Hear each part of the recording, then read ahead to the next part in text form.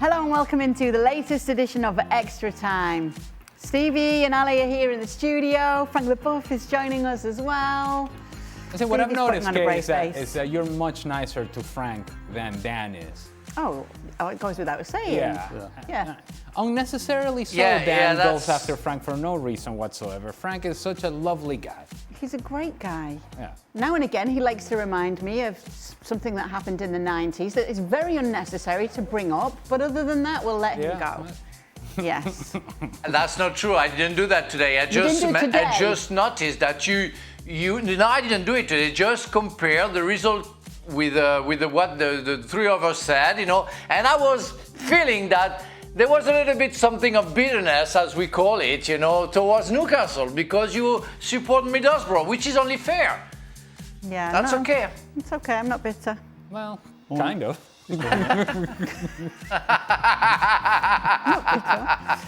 Okay, first question. Oh boy, how many swear words did Stevie say after Wolves scored their second goal? Well, I saw his reaction I know you. May I just say, and because obviously you don't have our perspective, Stevie. So, as the game was going on and we were on air doing other things, Stevie's behind the cameras, and I'm having a conversation with you about Barcelona, and all I'm seeing behind cameras is. And he can't say anything because we're on live TV. But I didn't even need to see the screen to know that Liverpool had done something awful. I didn't know what to do because I was dying to say something. It's like a Charlie Chaplin movie. Honestly. And I couldn't go anywhere because there's not a lot of room behind there either. So I was like, I didn't know what to do. I was raging. Yeah, so he was muted pretty much because we were live on air. So we probably saved him from saying a number of words he would have used. Well, there were plenty being said before. Oh, yes. Yeah, no, it was good. It was actually good for me that I couldn't say anything. Right. Oh, therapeutic. Yeah. Oh, yes. Don't know about that. Stevie, Liverpool played their worst half of football for the 11th time this season. It's impossible to win when you're throwing away 45 minutes every game. Are we really still giving Slot more time? Yes. I honestly, absolutely, he deserves to be starting next season. I'm sure he's got things wrong. He's certainly, in his press conferences, unlike last year, he said some things that you're kind of questioning. But you have to look at the players individually. I mean, if we were to go through the whole team and the squad, never mind the squad, and pick out players that have actually had a positive season, we'd be struggling. That can't all be on the manager. Can't be. And so I think a lot of the problem is down to the players. Arne Slot's not on the field making passes. Arne Slot's not on the field passing the ball when you've got 10 yards of space. You're passing it to the opposition. When it's almost harder to pass it to the opposition, but they somehow still manage to do it, and they've been doing it all season. So I don't think you can put all this on Arne Slot. Yes. Listen, when you're a coach and your team's not winning and it's doing poorly, you absolutely deserve to be under scrutiny and you deserve to take some blame. But there are way too many players who are way below where they should be performing. You can blame it all on him. Can we speak to the professionalism of Steve Nicol? This whole show, while we have been doing this show, behind the cameras there is a big TV screen that all they've been doing is play time and time again. I mean, on repeat, the Wolves goal. It's still going. Over and over, and the celebration over and over again. There's 7 of them lying on a pile on top of each other with a big smile on their face. And yet, Stevie, here he is answering the tough question. And he's still being nice to me when I reminded him it was only their 3rd win of the Premier League season, Wolves, and it came against Liverpool. You're lucky you weren't in front of me going down the stairs. Go on, Frank. Yes, I want to talk to Stevie and maybe ask him what he thinks about that. Last year, Liverpool played very well the first 6 months. And I really think it's because, what happened with Klopp before in the years, that the players, they worked under Klopp. and they were still carrying that spirit and that pressure that Klopp put inside the dressing room. Even if he was working as a father, as a friend sometimes, I think he worked very hard to make sure that everybody was spot on every game. And that worked for the 6 months after he left. And then we started to see what was lacking in the dressing room. And Arne Slot wasn't capable of reprocessing in a way. And this is why maybe I really think that there is a real question for Arne Slot. I think that guy is not capable. Yes, they made some changes, but he's not capable of reprocessing or redoing what Klopp was capable of doing years after years. I don't disagree with that. I think every manager goes about it in a slightly different way, and clearly Arne Slot's personality is completely the opposite to Jurgen Klopp. So I think at the end of the day, Frank, that's just another thing to throw in the mix of what's going wrong. I 100% agree that's part of the problem, but I think there are probably 4 or 5 other things, and you put them all together, and that's why we're seeing what we're seeing. But I wouldn't disagree with your point, Frank. I think there's no question that, okay, you know, it's tough to explain to people outside the professional side of the game that that's pressure is a good March. thing. I'm not just, I'm struggling to get pick up a penguin. But there's you need pressure to perform at the highest level. You actually need the pressure. You're laughing at that. Sorry. Oh no. Are you all right there? I'm all right. Are you okay? Sorry. Yeah, you have a right to break down, Stevie, because they're still showing the goals of Hull. No, so you do. To perform at the highest level, you do need a certain amount of pressure. If it goes below that or it goes too high, then that can cause problems. Right. But there's no question that the pressure that It's a lot of pressure. That's a lot of pressure. There's a lot of questions I'm just for trying to prove I Stevie can say tonight pressure as well. without It's a pressured environment. Yeah. It's very pressurized. But clearly Klopp got the right amount of pressure. Okay. Why won't Slot throw the dice and give Rio Ngumoha a start? Gakpo has been horrendous all season, and Rio has shown bright sparks in the few minutes he's played. Don't disagree with that. For why won't he throw the dice and start him? Do you think it's because of the situation they're finding themselves in at the moment? He doesn't want to put that pressure on the young player. It's because of the pressure. That could be kind the of only pressure? reason. I'm going to get this the rest of the show. That could be the only reason, because there's no other reason. Generally, when you've got competition for places and one guy who's got the spot isn't doing well and hasn't been doing well for a period of time, then you can make the change. So the only reason he hasn't given Ngumoha more of a chance is because he maybe thinks that putting him in a side that's struggling isn't going to help him. Because it can't be any other reason. What do the guys make of Arne Slot's comment saying the Premier League is bad to watch? Do you guys agree? So he said, I don't enjoy watching a lot of Premier League matches. There are too many set pieces and that kills the fun. I think about Barca from 10 to 15 years ago. Every Sunday night we couldn't wait to watch them play. Ale? Well, but he would. Go ahead, Frank, go ahead.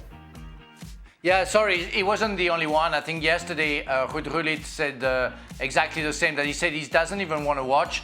After that, he watched Arsenal playing at Chelsea, and that he wasn't interested about watching any football anymore, and especially the Premier League, because it's only corner kicks and set pieces. In France, we call it the Corner League right now. I don't know if it's the same in England, but it's true that it's getting boring. And last season, the level has dropped. And it's a confirmation of that level that we are watching week in, week out with the Premier League. So something has to be done. Something has to change.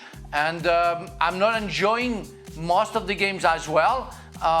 Still passionate about it, but it's getting boring a little bit. That's true.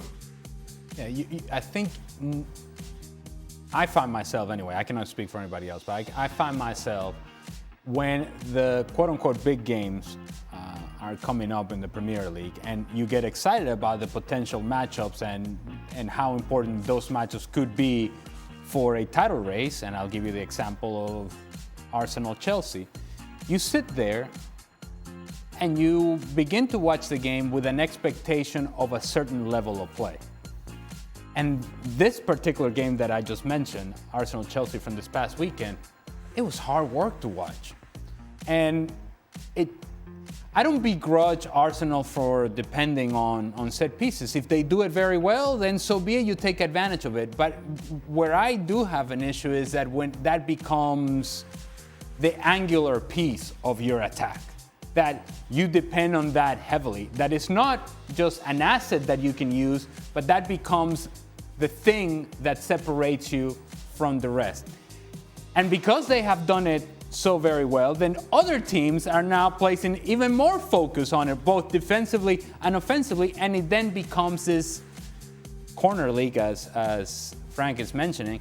But just even before we get to the corner kick, I don't begrudge set pieces, but before we get to the corner kick, the level of play in between the two 18-yard boxes, it hasn't been all that great consistently. And too many of the teams that we consider to be high quality in the Premier League, say for example Liverpool, are underperforming. At times this year, Manchester City has been incredibly boring to watch. They have improved some, but incredibly boring to watch. And so whenever we see a one-time sort of like pass combination between Manchester United, which they have done over the last month or so, you go, whoa, hey, look at one-time passing, movement of the ball, movement beyond the ball, runnings in behind. Look, it's a diagonal ball, and you. Those are things that should happen regularly, and they don't. And so I would say that there's been a downswing in the level of play, which then makes it heavily dependent upon set pieces, and of course, it makes the games hard to watch. All right. Stevie, who's performing worse compared to pre-season expectations, Liverpool or Spurs? Boy, good Lord. Oh, that is a tough. That just seems silly, but that is a tough one. Well, it has to be Liverpool. I mean, we expected Liverpool to win the league. Yeah. And Spurs finished 15th or 17th last year? One of the two, right?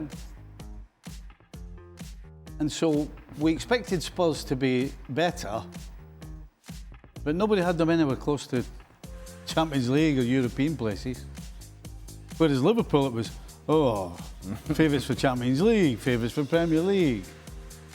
So yeah, it'd have to be Liverpool, because we knew Spurs were capable of struggling. Not one of us said Liverpool were going to struggle at all. And you agree with that, Frank? Yeah, 100%. Yeah, 100%. Nothing to add. Liverpool is not the Liverpool we have seen, and we have seen Spurs being bad. So that's why, for me, the answer is Liverpool. It's a missed opportunity by Frank. It's not just 100%. It's 100%. Yeah, Frank. Just saying. Oh, that's you. Oh, well, that's you know, but see, I'm willing to share, Frank. Artistic license. Which player do you thank see, you. Thank Ale, you. which player do you see exiting Madrid first? Mbappe, Vini, or Jude?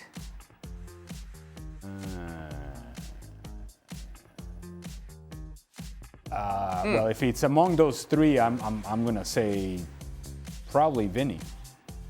I mean, he's already been in conversations, allegedly, reportedly.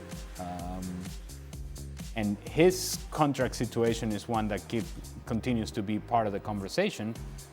Mbappe just got there, and they seem to be very dependent upon him, and the conversation is all around Kylian Mbappe. And Jude Bellingham, I think he gives this team a different profile when he's on the field, and so I don't think he would be leaving just yet. I think the opinion on Vini is divided right now among Real Madrid fans. Let's not forget, there was one point in this season where he was being booed, and that point may return. But he was being booed by his own fans regularly. Not a one-time thing, but regularly. So, yeah, if I were to point the finger one direction, it would be Vini Jr. in terms of him leaving before the other two do. So can I say something? Sorry about that, Ali. I agree with you 100%. Hey, there he is. There he is. Nice work.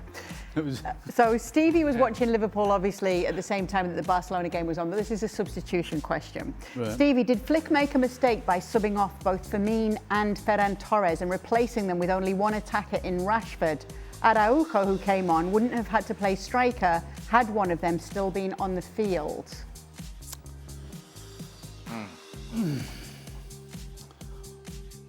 Well, the question is, when you make a substitution and you're deciding who's coming off, you're figuring out who's done what and who's going to do anything. And did Firmino and Torres do enough? Well, this is what I would say. Enough to stay on? Well, what I would say, Steve, is that I think it makes sense to have this Twitter handle because it's upon review football. And upon review, it's easy to then have this question and pose this question to Hansi Flick. But what you're not accounting for when you're Hansi Flick is that Alejandro Valde is going to get injured. When you had just brought him for the injured Jules Koundé. You're not anticipating that that's going to happen, and then that throws everything into a spin as to what is it that you're supposed to do and how do you make up for now a left back that is no longer there. And so, yes, in retrospect, you would have wanted to have had more options coming off the bench in terms of the attacking talent, but you were making substitutions based upon the team that was available to you prior to injuries. It's difficult to account for injuries that are about to happen, especially a guy that came off the bench for another injured guy. You know, the fact that you're putting Araujo up front tells you the situation of the game demands.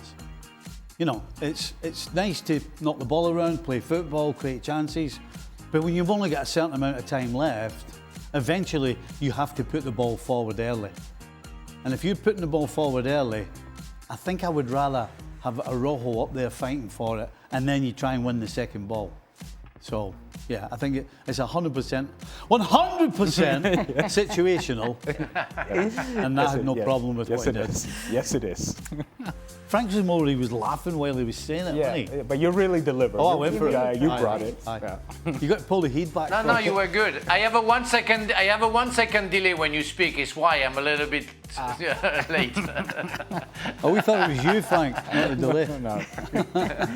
Last question, how does Kay feel that Rob Edwards has made Wolves the giant killers in recent weeks? Oh, well, that's a touchy subject because, look, Kay is a very nice lady. Very nice lady. She behaves very well. Much nicer than Dan Thomas, for Much sure. nicer than Dan Thomas. But as soon as that man came on the TV, she changed. Yep. She changed and it was scary. Yeah. Am I making this up, Kay? It wasn't... What? She changed. Yeah. She wasn't nice anymore. It's okay though, because sometimes... Was she swearing or what? Sometimes good things fall apart, so something better can fall into place, and that's just what's happened at Middlesbrough. Okay? No, you wouldn't have thought that way you were carrying on the day. Oh, that's... No, man. What you were saying to the screen was not nearly as nice. It's one of them. Pulled off this face. Yeah. And then that one compared. And she said that she just said at the beginning of the extra time that she wasn't bitter. Yeah, no, well, she was the ball. How many places are Wolves above Middlesbrough in the pyramid? Oh, I don't know. You tell me, No Kay. idea. I'm sure you know. Well, 2. Yeah. 2. All right. So... it's still above. Listen, All right. for now. It's still above. I hope he's enjoying his time. It's a lot of. I hope he's enjoying his third win of the season. She started with singing Wolves. Taylor Swift "Karma" to this guy while he was on But the we screen. prefer, Kay, we prefer you being happy than him being happy. So Okay, well, we're We're very happy for happy you. now. Welcome to hell, we call it. We've got a Good. great new manager. Middlesbrough got a win against Birmingham City. The second, they're in the automatic spots, and we'll take it. Thank you very much. Will it last? Karma. Thank you for what you did at the beginning of the season, Rob Edwards. We'll leave it at that, shall we? Yes. Good ESPN riddance. FC, available daily on ESPN Plus. Congratulations to Wolves for their third win of the season. Oh. Aye, all right.